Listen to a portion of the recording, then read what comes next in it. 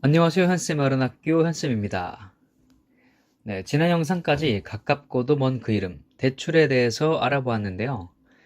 이번 영상에서는 없으면 불안하고 있으면 부담되는 보험에 대해서 개괄적으로 알아보도록 하겠습니다.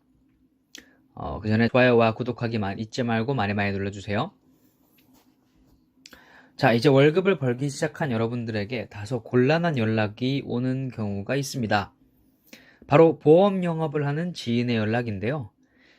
잘 모르고 들기는 좀 꺼림칙하고 그렇다고 아예 모른 척 하자니 어려운 것이 바로 이 보험입니다. 특히 아직 건강하고 세상 두려울 것이 없는 사회초년생 여러분들에게는 제일 아까운 돈이 바로 보험료일 겁니다. 보험은 주식이나 부동산처럼 당장의 이익이나 손실이 눈에 보이는 것도 아니고 적금처럼 작지만 수익이 보장되어 있는 것도 아니기 때문이죠. 결론부터 말씀드리자면 보험 가입은 필수입니다. 단 필요한 것만 추려서 잘 골라 들으셔야 합니다. 사회초년생의 경우 직장에서 돈을 벌고 결혼을 하면서 가정을 꾸리게 되는데요. 이때 미래를 대비하기 위해 필수적으로 안고 가야 하는 두 축이 있습니다.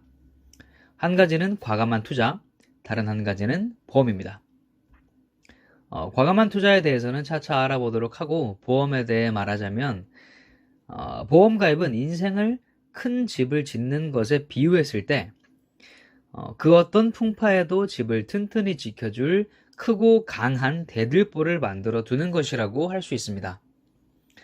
미래는 그 누구도 예상할 수 없습니다. 당장 1시간 후에도 어떤 일이 생길지 아무도 모릅니다. 특히 내 신체, 재산상의 불이익이 될 수 있는 사건, 사고의 경우 인생을 송두리째 바꿔버릴 수 있는 불행이기 때문에 가능한 한 미리 대비해 놓는 것이 무조건 좋을 것입니다. 보험이라는 상품의 본질이 바로 이러한 미래의 불확실성을 사전에 대비하는 것에 있습니다. 대한민국은 사회보장제도의 일환으로 세계적으로 우수한 의료보험 제도를 갖추고 있습니다. 일부 전문가들은 사회의료보험 덕분에 민간보험 가입은 낭비라고 하며 그 돈으로 차라리 투자를 하라고 말합니다. 물론 사회의료보험도 육대암 같은 큰 질병에 대해서는 많은 부분 지원을 해주고 있기는 합니다만 사회의료보험은 절대로 민간보험만큼 세심하게 케어해주지 못합니다. 단적인 예를 들자면 사회의료보험이 입원 치료 시 6인실 입원까지 지원해준다고 했을 때 민간보험은 1, 2인실에 특진이 가능한 우수 교수진 진료까지도 보장 가능한 수준이라는 것입니다. 더욱이 사회의료보험 제도의 경우 정권에 따라서 혜택이나 방향성이 언제든지 바뀔 수 있기 때문에 100% 믿고 의지하기가 어렵습니다. 결론적으로 필요에 따라 똑똑하게 설계해둔 민간보험은 사회의료보험과 더불어 유사시 큰 도움이 될 것이라는 겁니다.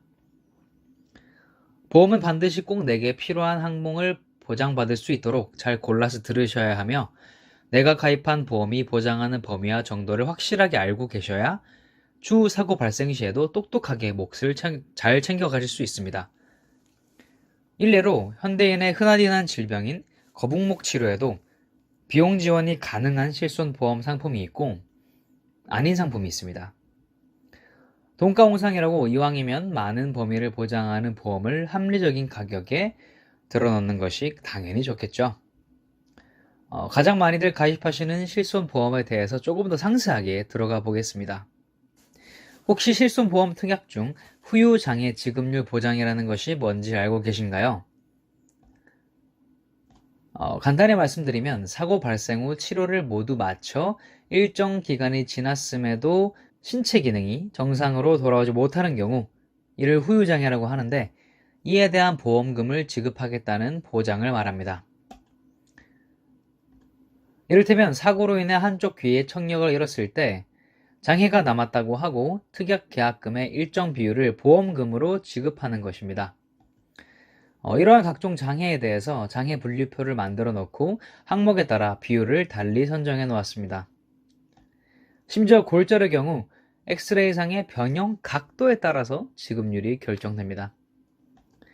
똑같은 실손보험을 가입하더라도 이런 특약이 있는지 모르고 가입하지 않은 사람은 같은 사고를 당하더라도 그 영향이 훨씬 클 수밖에 없겠죠. 자, 지금까지 보험에 대한 개괄적인 설명과 잘 알고 들어야 한다는 다소 잔소리 같은 설명을 해드렸습니다.